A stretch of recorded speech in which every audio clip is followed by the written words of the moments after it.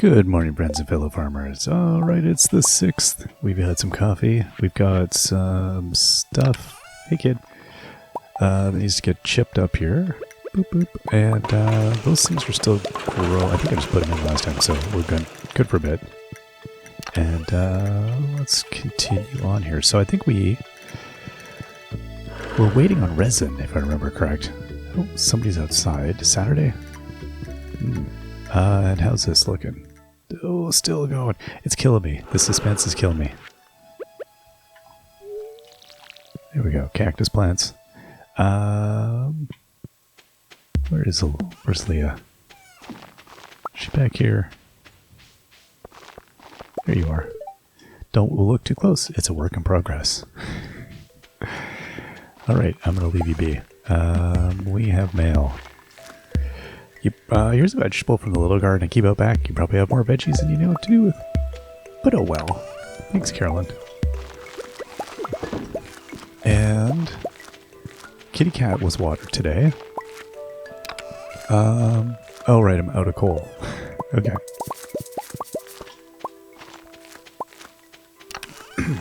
So let's go see if we have any oak resin. How are we looking? Oh, do we have one? We have one. One oak resin. Yikes. Okay, I'm going to leave them for a little bit this morning because we just wrapped it up at the end of the day. I don't know what was going on with them. There was like 3 of them that were sleeping on the job. They were laying on the ground. Just rolling around. I don't know. That was weird. That was really odd.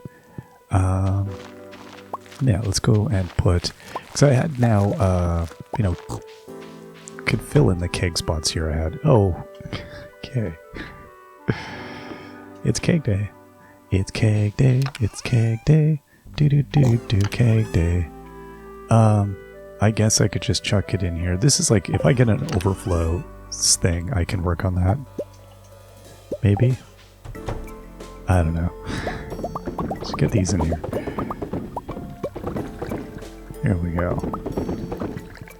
I mean, again, I could be just straight up selling a lot of the stuff that I'm, like the overflow stuff, that could just be a thing I get doing, because there's no way I'm going to probably be able to keep up. We're doing okay. I definitely have to get, keep at the mining, and maybe if I'm going through winter here, maybe that's what I'm going to be able to do. Go hit the volcano mines a bunch, as it seems like I get a decent amount of copper and iron in those ones relatively easily. Could go and get the coal from the other things. So it's probably feasible to, fill another shed worth here without too much grief. I'm sure it's got to be. Let's have some coffee though. Looks like whatever, pumpkins? Is that what I planted there? I think that's pumpkins. Looks like they're coming in, whatever they are. Alright. But yeah, imagine every keg will matter. Every keg counts here, because boy oh boy, the numbers we need are, it's going to be a lot. Let's see what we end up with at the end of today. Yeah, I keep forgetting. I mean, whatever, somebody was like, it's 180, I want to say 89 or something. It's like, it's less than 200 per. So, I mean, it's a decent amount, but it still feels like, yeah. I think that's, I've always had that feeling though, is that like it's never enough, whatever it is, whatever amount I'm producing. Could be more. So, what am I reading right now? I'm reading, he asks himself. It takes me a second to remember it because I'm reading a bunch of crud at once. The best thing I'm reading right now is a book called Hollywood. And it is a newer, I think last year it came out. It's just a series of, like they went through, I think it was the AFI archives, the American Film Institute. I think it was their archives. A couple of people went through and they took, starting at the earliest days of Hollywood. So starting with interviews with like, Harold Lloyd and people like that, and like less well-known people. They asked them, well, I guess they didn't ask them, but they looked at what they said about different time periods and about different directors and stuff, and then they cut all of it together to create one giant narrative. So it starts out in the silent, talking about the silent era, and it moves forward. and it is a magnificent book if you are into that topic.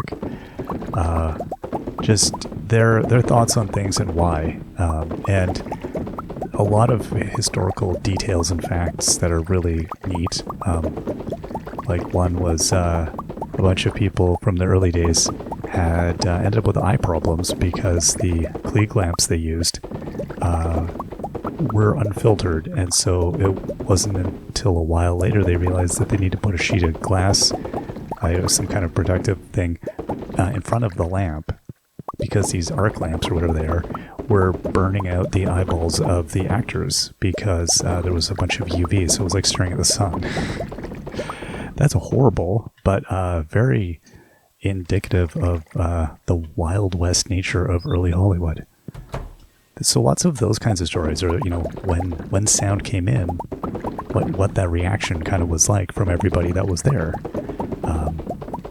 Or, suddenly, like, who invented two-track audio? Well, we know who did it and why, and it's really neat to read everyone's thoughts and things. And so as this narrative progresses, they break it up into, like, say, silent directors, silent actors, then as sound comes in.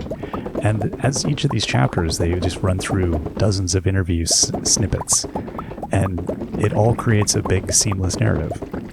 I don't know who half the people are, because they're talking to prop designers, and it's like producers and a lot of people. I'm aware of a lot of stuff, but a lot of it is still just I'm tangentially aware of it. There's a nice index at the front that tells you who they were. It's amazing. Anyway, I maybe, I don't know, less than a quarter of the way through it. Unreservedly recommend if that's a thing you're interested in. I can read endlessly about that time period. I don't know why. But we ran out. Okay, I didn't think we were going to run out. Let's go grab some of our other goodies. Anyway, it's an absolutely delightful read. Could not but recommend it just wholeheartedly. I think just in general, it's interesting. Just as we will look back on any nascent art form like video games. If we were to do a oral history of video games, looking back from the 70s on, it would be really interesting. It would be horrible and fascinating all at once, kind of like all of them. So it is kind of cool that these things exist. That's a book that I would like to read. It would be a history of video games. I don't know. The people that write in the video game space, generally, I don't find the best writing. It's not the best. I'm generally disappointed by the quality of writing in video game writing, or quote unquote journalism. It's not. I don't see it as actual journalism, but as something else. But it would be interesting if somebody that was like really, a very good writer took on that thing. But I think there's a lot of people that are outside of the video game space don't take video games as seriously as they could, and I think it might take a while. I think eventually we'll start seeing serious writers who also play video games tackle it in a more serious way. I know there's Martin Amis wrote about video games in the 80s.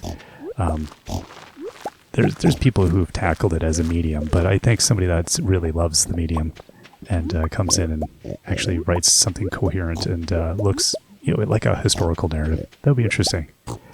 I wish I were the guy to write that. I very much do not think I have the attention span to do that.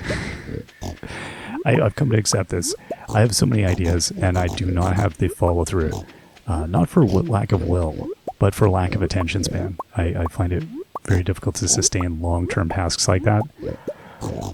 I've worked on some long-term tasks, and it's borderline beyond me. Especially when people do these other magnificent, huge tasks, I look at it and go, wow, I just wish I had the follow-through to manage something like that. But I am a highly distractible person. I know you might say, how does somebody that does 1,200 episodes of Stardew Valley have a short attention span? Well, I record with a spreadsheet, and if I didn't have that spreadsheet, it wouldn't happen. I would have quit YouTubing about, let's say, a week after I started. That's about how long I would have continued doing this. So, there is, I guess, tools that one could use to, work on these kinds of things, but I do feel like they are almost beyond me. There are people who are doing a lot of documentary type stuff. The guy that runs Mohawk Games, I don't remember his name off the top of my head now. He runs a podcast that talks in long form with people from the early video game history period. He worked on Civ 4. I think he was the lead designer in Civ 4. Oh my gosh, I don't know why I can't remember his name. Anyway, so there are people that do look at that space in a historical way. And, again, they're not always the best guides. He's not the best person for the job, but he's doing the job, and I'm grateful that he is, because I think it's fascinating to listen to people talk about, that passion and about that stuff. 6 p.m. already? Are you kidding me? Are you kidding me? Wow. Okay, we'll do a little cleanup.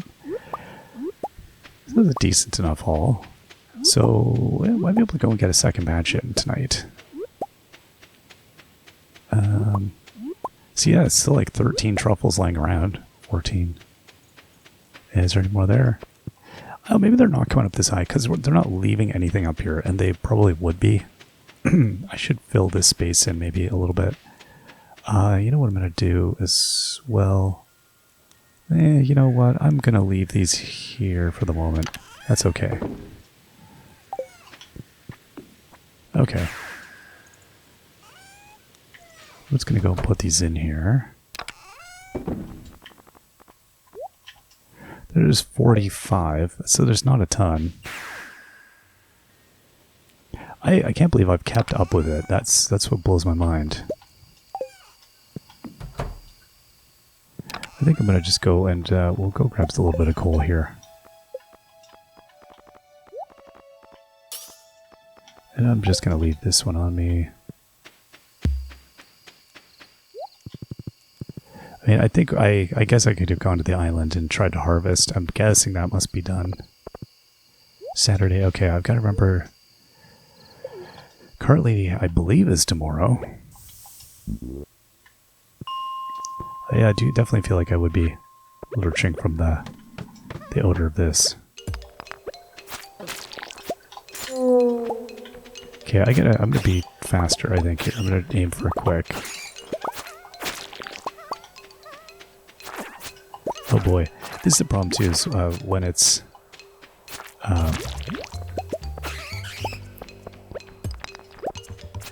oh yeah. See, I was thinking, oh, maybe I won't come up here.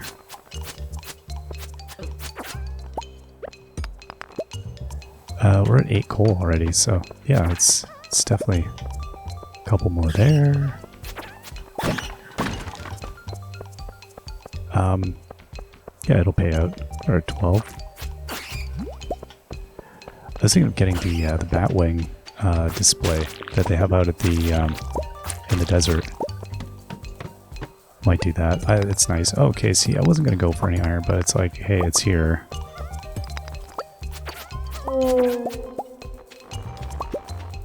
Oh, I don't need the fish that's freaking out.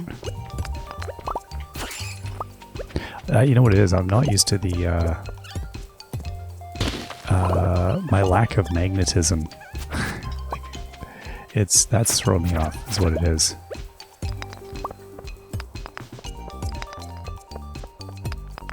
Okay, so let's go and find ourselves an exit to this level.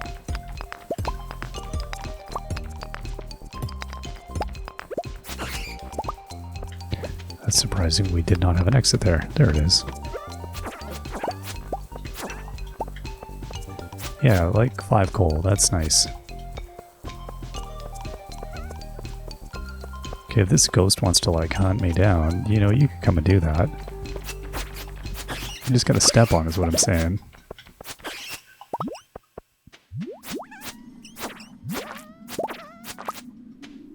Because like I don't especially need the gold, so I think I'm just gonna buzz on down. Let's have ourselves another blast of caffeine. This time we'll take it out just because it's in my way. Oh, yeah, there's somebody down here. Okay, what do we have here?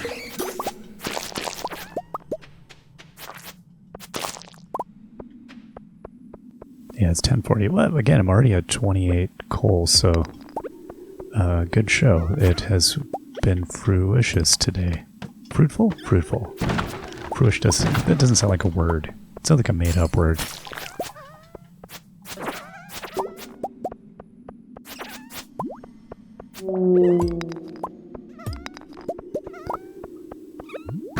Alright, getting chased down by the iron. Oh, no, stop, stop.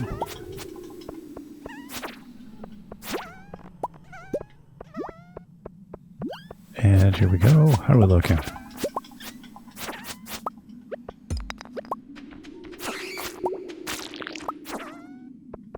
There we go. So we're at 43. Wow.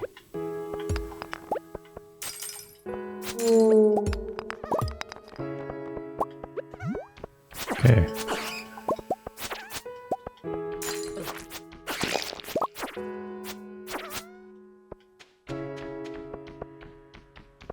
I don't think there's any more down there. Is that it? Oh, no, there we go.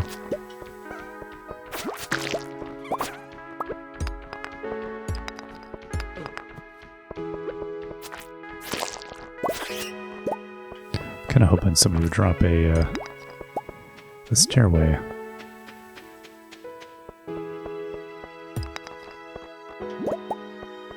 All right. Oh, here we go. What do we have here? Ghost slime. Oh, what do they have? They have some kind of sword. Let's grab it. And oh, that's curious. I can't get it. I'm standing right on it, but I can't get it. Wow. That is really, really weak draw that we have there. That's incredible. There they all are. I was like, yeah, thinking maybe I should just skip this level. That's 10 coal and 13 coal.